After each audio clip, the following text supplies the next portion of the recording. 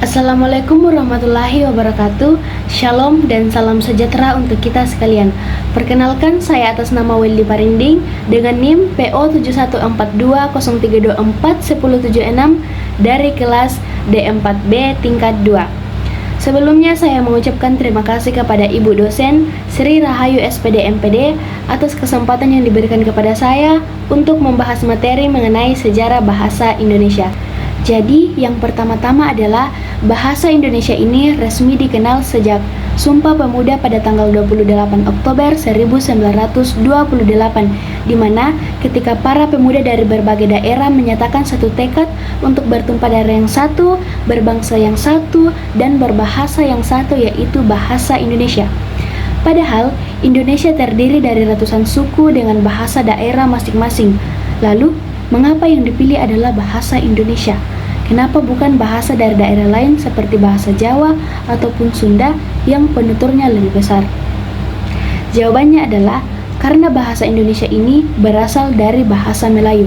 Kenapa bahasa Melayu? Kenapa yang dipilih dari bahasa Melayu? Karena di dalam buku Arifin 2008 mengemukakan ada 4 faktor mengapa bahasa Melayu dipilih sebagai bahasa Indonesia. Yang pertama, karena bahasa Melayu ini merupakan bahasa perdagangan.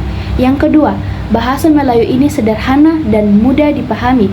Yang ketiga, suku Jawa dan Sunda menerima bahasa Melayu menjadi bahasa Indonesia sebagai bahasa nasional.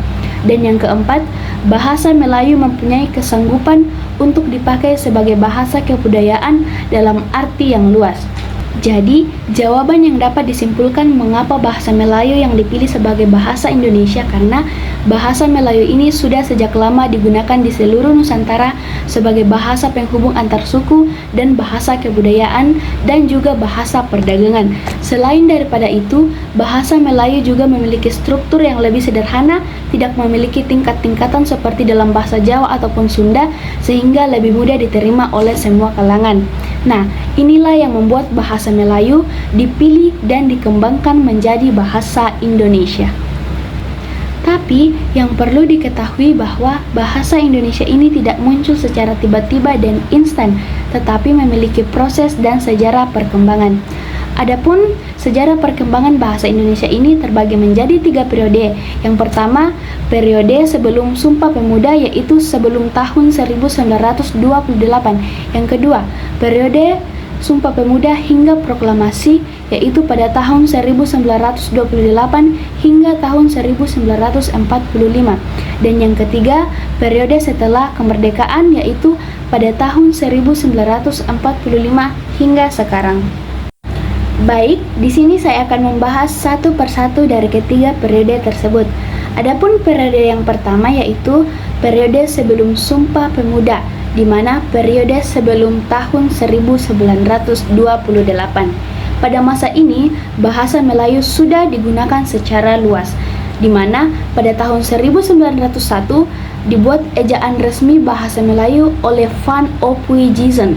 Juga pemerintah Belanda membentuk Balai Pustaka pada tahun 1917 yang menerbitkan banyak karya sastra berbahasa Melayu seperti karya Siti Nurbaya dan Salah Asuhan. Di dalam periode ini juga, bahasa Melayu berfungsi sebagai lingua franca, bahkan digunakan sejak zaman Kerajaan Sriwijaya. Terbukti dari prasasti berbahasa Melayu kuno yang ditemukan di Sumatera Selatan dan sekitarnya. Selanjutnya, memasuki periode kedua, yaitu periode Sumpah Pemuda hingga proklamasi pada tahun 1928 hingga tahun 1945. Di dalam periode ini menjadi titik penting dalam pengakuan bahasa Indonesia sebagai simbol persatuan bangsa. Mengapa? Karena di dalam Sumpah Pemuda tahun 1928, bahasa Indonesia sudah secara resmi diakui sebagai bahasa persatuan.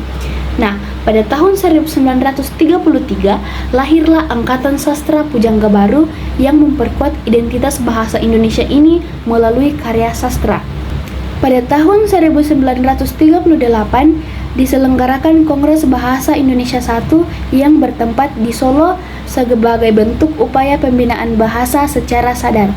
Nah, sehingga pada saat kemerdekaan tahun 1945 di dalam pasal 36 Undang-Undang Dasar 1945 menetapkan bahwa bahasa Indonesia adalah bahasa resmi negara. Memasuki periode ketiga setelah kemerdekaan hingga sekarang, setelah Indonesia merdeka, bahasa Indonesia terus dikembangkan dan diperkuat secara sistematis. Adapun yang pertama yaitu ejaan Soewandi atau ejaan Republik yang diresmikan pada tahun 1947.